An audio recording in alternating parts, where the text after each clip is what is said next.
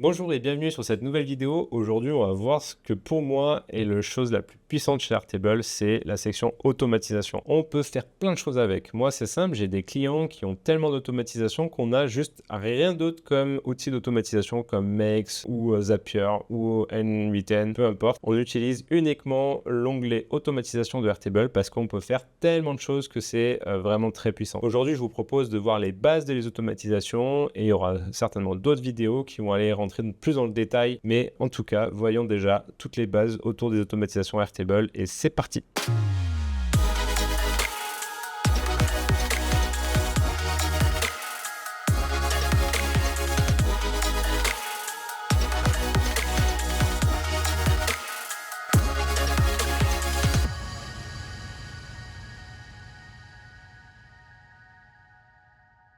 Dans cette vidéo, je vous propose de voir les bases de l'automatisation dans Airtable, comment ça fonctionne, comment tout ça s'intègre, de manière à ce que vous puissiez comprendre le fonctionnement même des automatisations et tous les secrets que cache cette fonctionnalité d'automatisation. Pour le use case, ici, j'ai pas mal de toutes mes vidéos que je publie et à chaque fois, ils ont un statut qui est différent dans laquelle je vais devoir faire évoluer qui est en charge de la ligne, de chacune de ces lignes, donc de chacune de ces vidéos et du travail qu'il y a à faire.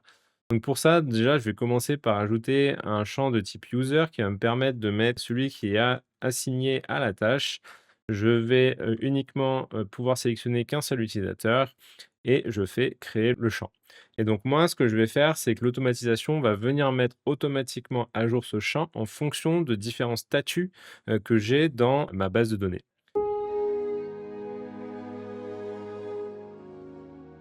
Et donc pour ça, je vais directement aller dans mon champ automatisation qui va me permettre de créer ma première automatisation. Et pour ce faire, vous allez pouvoir donc d'ajouter directement un trigger. Un trigger, qu'est-ce que c'est? C'est une action qui va déclencher votre automatisation. Donc en fait ici, l'objectif c'est qu'est-ce qui va faire que mon automatisation va se lancer? Et ben on appelle ça des triggers. Et un trigger, vous en avez plusieurs. Le premier, c'est lorsque finalement un enregistrement dans votre ligne, dans votre base de données, dans votre table, lorsqu'un enregistrement rencontre une certaine condition, donc si par exemple il y a des statuts très spécifiques qui font que à un moment donné, ça correspond à les conditions que vous allez pouvoir définir, ça va déclencher l'automatisation. Lorsque vous avez des formulaires, parce qu'on peut créer aussi des formulaires dans Airtable, c'est le moment où le formulaire a été soumis par un utilisateur, que ce soit externe ou interne, là pareil, vous allez pouvoir déclencher l'automatisation.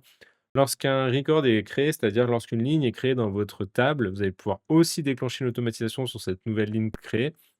Vous allez aussi pouvoir agir lorsque la ligne a été, modifiée, donc sur certains champs, vous allez pouvoir surveiller certains champs et dire, lorsque ça s'est modifié, hop, automatiquement, vous allez pouvoir, déclencher l'automatisation.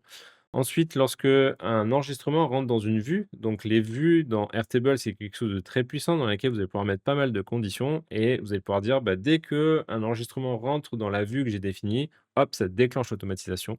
Donc vous allez pouvoir aussi définir quand une certaine période, c'est-à-dire par exemple toutes les heures, toutes les minutes, tous les jours, tous les ans, tous les mois, vous allez pouvoir définir comme ça une période de temps dans laquelle l'automatisation va se déclencher toute seule automatiquement.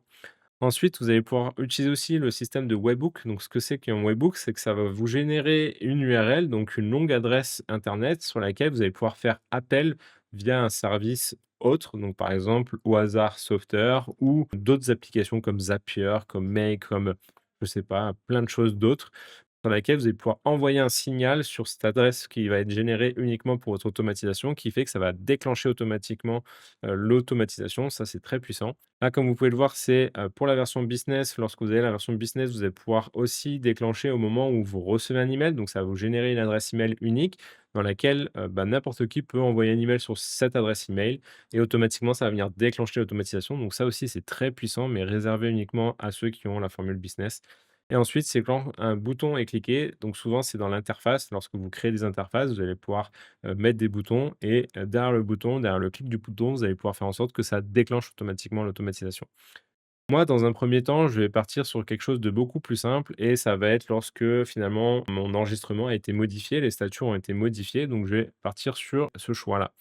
Automatiquement, quand, je sélectionne ça, ça me crée donc ma nouvelle automatisation où ici vous avez un menu qui est apparu. Le premier ici, c'est que ça va vous permettre de renommer votre automatisation, c'est très important parce que par défaut, c'est des noms qui sont génériques, donc ça va mettre, automation 1, automation 2, automation 3 et cetera, donc c'est pas très parlant.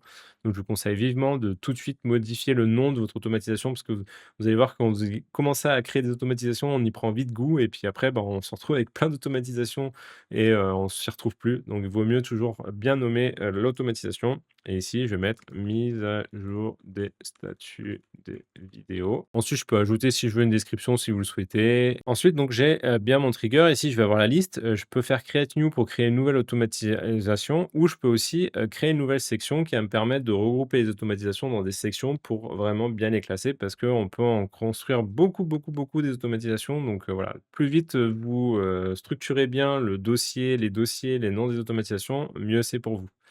Ensuite, une fois qu'on se retrouve ici, donc là, j'ai la possibilité de configurer donc chaque élément. Donc, c'est-à-dire qu'ici, la première action, c'est le trigger. De toute façon, on n'y passe pas. C'est obligé d'avoir un trigger pour déclencher l'automatisation. C'est obligatoire. Et quand je clique sur le trigger, j'ai la possibilité ici à droite de venir modifier les paramètres de mon trigger.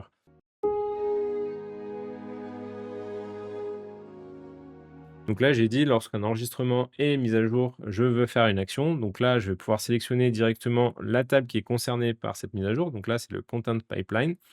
Ensuite, je peux la restreindre à une vue si je veux en termes d'enregistrement, mais c'est pas obligatoire. Il n'y a pas de petites étoiles, c'est pas obligatoire. Et là, je vais pouvoir venir sélectionner les champs que je veux surveiller en termes de mise à jour, de modification pour que ça déclenche cette automatisation. Parce que bien sûr, il y a des champs, lorsqu'ils sont modifiés, j'en ai pas forcément besoin. Là, je vais pouvoir venir sélectionner les champs qui m'intéressent.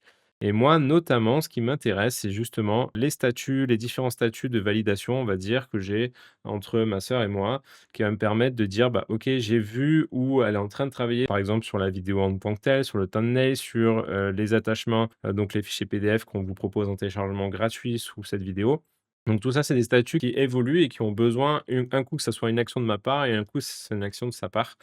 Donc du coup, je vais pouvoir sélectionner simplement ces, 3 champs et là, je vais pouvoir faire simplement choisir un record qui correspond à, bah, toutes mes conditions que j'ai pu définir ici. Bon là, il s'avère que c'est à peu près toutes les vidéos que j'ai actuellement dans la base qui correspondent, mais je peux en sélectionner une pour l'exemple et pour tester et suivre un peu, cette automatisation. Donc là, je vais prendre, celle-là.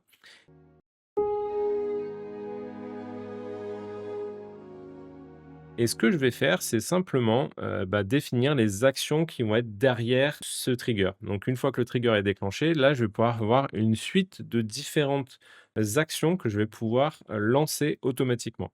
Et là, vous voyez que la liste est assez longue. Donc dans un premier temps, vous avez tout ce qui est, finalement les logiques. Donc, vous allez pouvoir mettre des conditions. Donc si, par exemple, vous voulez tester une condition sur un champ ou quelque chose comme ça, vous allez pouvoir le faire et en fonction de la condition, lorsque ça rentre, bah, hop, vous allez pouvoir déclencher des actions très spécifiques en fonction de ces conditions-là. Vous allez avoir les repeating groups. Donc, en fait, vous allez voir que dans les automatisations, souvent, vous allez pouvoir récupérer des listes et en fait, vous avez un besoin de parcourir cette liste un à un, chaque élément pour pouvoir définir des actions précises. Donc ça, c'est ce à quoi sert repeating group. Et ensuite, vous avez des actions très simples côté Airtable qui sont la possibilité d'envoyer un email. Donc, ça va être un email qui va être envoyé de la part de Airtable que vous allez pouvoir, enfin voilà, il est dans un schéma Airtable, mais vous allez pouvoir envoyer un email à quelqu'un. Donc, ça, c'est très pratique. Vous avez besoin de faire des notifications. Vous allez pouvoir créer des nouveaux enregistrements dans des tables. Alors, dans la table que vous avez sélectionnée, mais aussi dans d'autres tables si vous avez besoin. Vous allez pouvoir modifier, l'enregistrement, en concerné. Vous allez pouvoir aller faire des recherches, dans, des enregistrements dans d'autres tables ou même dans la table, dans la même table. Vous allez pouvoir aussi, une fois que vous avez une liste d'éléments, de pouvoir faire un ordre de tri en fonction de certains champs, de certaines conditions. Vous allez pouvoir aussi faire des runs de script. Donc c'est là où il y a toute la puissance, je trouve, des automatisations de Airtable, c'est que vous allez pouvoir écrire du code JavaScript pour le coup. Donc là, c'est un peu de codage, mais qui va vous permettre de faire absolument tout grâce à ça. Donc vous allez pouvoir lancer directement des scripts, JavaScript, dans Airtable qui va vous permettre de faire des actions, très avancées. Vous allez pouvoir aussi générer du texte avec l'IA, donc un peu la même chose que ce qu'on peut retrouver avec les champs, mais là, vraiment dédié, sur, les, automations. Mais aussi vous avez beaucoup d'intégrations, donc comme vous pouvez le voir, il y a beaucoup d'intégrations qui, sont fournies dans Airtable qui va vous permettre d'interagir avec des applications tierces. Donc là, vous avez toute la liste ici. Vous avez aussi d'autres qui vont, arriver ou qui sont disponibles, mais sous un autre forfait. Donc là, on a notamment, tout ce qui est Jira, Salesforce et cetera. C'est quand même assez complet, c'est assez puissant et on peut faire déjà beaucoup, beaucoup de choses.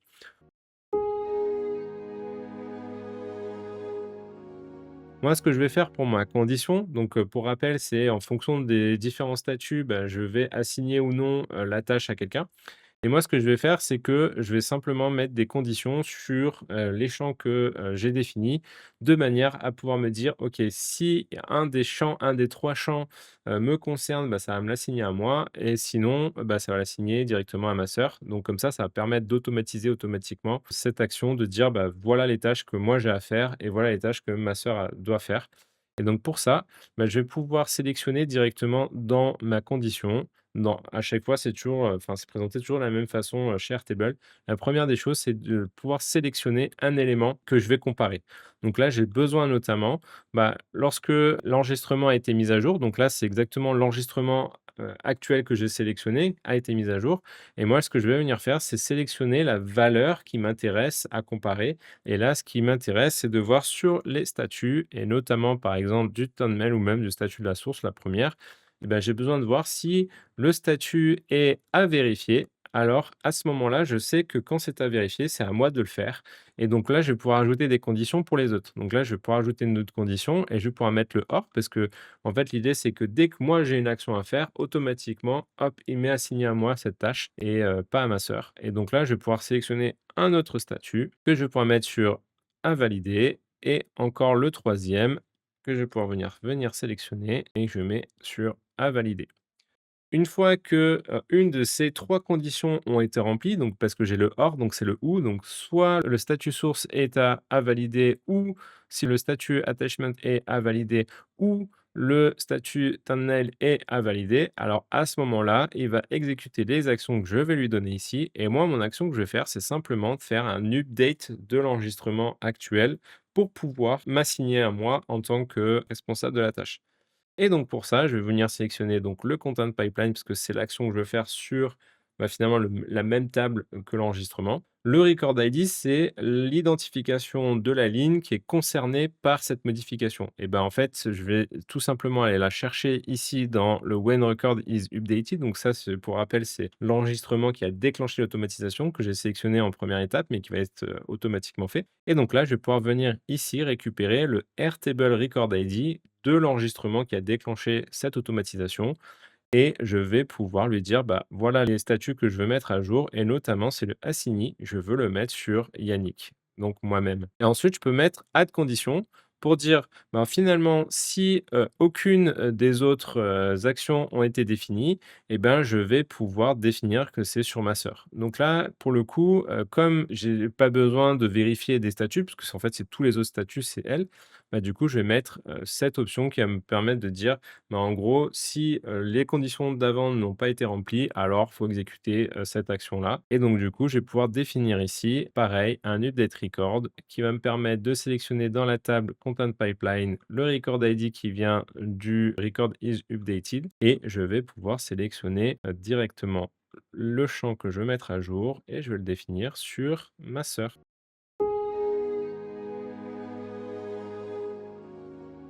Et voilà, j'ai défini du coup mes actions et je vais pouvoir faire un test. Donc pour le tester, c'est simple.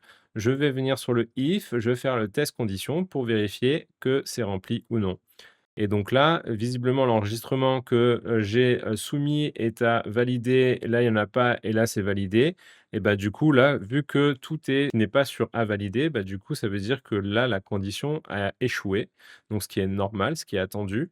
Du coup, je vais pouvoir tester le else et là, on voit que c'est bon, c'est successful parce que, bah, du coup, ça remplit pas les conditions précédentes, donc ça remplit celle-là. Et donc quand je viens ici, je vais pouvoir tester, sous différentes formes. La première, c'est le generate as preview qui va me permettre de tester l'action, mais sans faire de modification sur mon champ directement. Et je vais pouvoir voir qu'ici, le assigné, il se met bien sur Hélène Delmer. Une fois que j'ai confirmé, je peux faire run as configured et je fais run test. Et là, ça va vraiment me faire l'action de, du coup, lui assigner la vidéo. Et donc, si je viens ici dans data, on voit qu'ici, ça a bien assigné ma sœur. Et donc, si je viens ici, par exemple, sur la dernière vidéo, j'ai un statut à vérifier. Je peux aller le tester. Et donc, pour ça, je viens sélectionner la dernière vidéo. Je viens tester les conditions. Là, on voit que c'est rempli parce que là, j'ai bien à vérifier sur un des statuts. Et donc là, je vais pouvoir run à nouveau le script automatiquement pour voir que effectivement ça a bien fonctionné. Donc si je reviens ici, je vois que j'ai bien été assigné. Et une fois que je vois que tout fonctionne bien, bah, j'ai la possibilité directement de pouvoir l'activer. Et pour l'activer, j'ai juste à faire on et voilà, mon automatisation est activée et on est content puisqu'on a fait notre première automatisation. Et pour tester, je peux retourner ici. Par exemple, je vois qu'ici, là, il y a ma sœur qui est assignée. Je peux du coup venir modifier, par exemple, le statut, mettre à vérifier. On laisse un petit peu le temps que Airtable travaille et voilà, on voit qu'il a bien, fait passer sur Hélène. Merci beaucoup d'avoir suivi cette vidéo, j'espère qu'elle vous a plu. Si vous avez la moindre question, n'hésitez pas à la poser en commentaire, ce sera avec un plaisir que je vous aiderai à y répondre, pour, bien apprendre l'utilisation de ces automatisations. Aujourd'hui, on a vu vraiment les bases, mais c'est clair qu'il y aura d'autres vidéos avec des usages beaucoup plus avancés et en tout cas, n'hésitez pas à vous abonner à la chaîne, à suivre grâce à la petite cloche de notification toutes les autres et prochaines vidéos qu'on fait ensemble. Aussi, retrouvez dans la description le lien vers la plateforme que je suis en train de co-construire avec vous. Ce sera vraiment la plateforme communautaire. Vous allez retrouver beaucoup de ressources autour de tout ce que je suis en train de faire avec vous. Donc, n'hésitez pas à vous inscrire dès maintenant. Et aussi, vous allez pouvoir retrouver le lien vers la vidéo sur la plateforme qui va vous permettre de télécharger le petit PDF qui est la petite notice pratique pour se rappeler des choses importantes que l'on a vues ensemble lors de cette vidéo. Donc c'est complètement gratuit, n'hésitez pas à la télécharger ce document PDF, posez des questions si vous en avez et je vous retrouve très vite pour une prochaine vidéo. À très vite et à bientôt.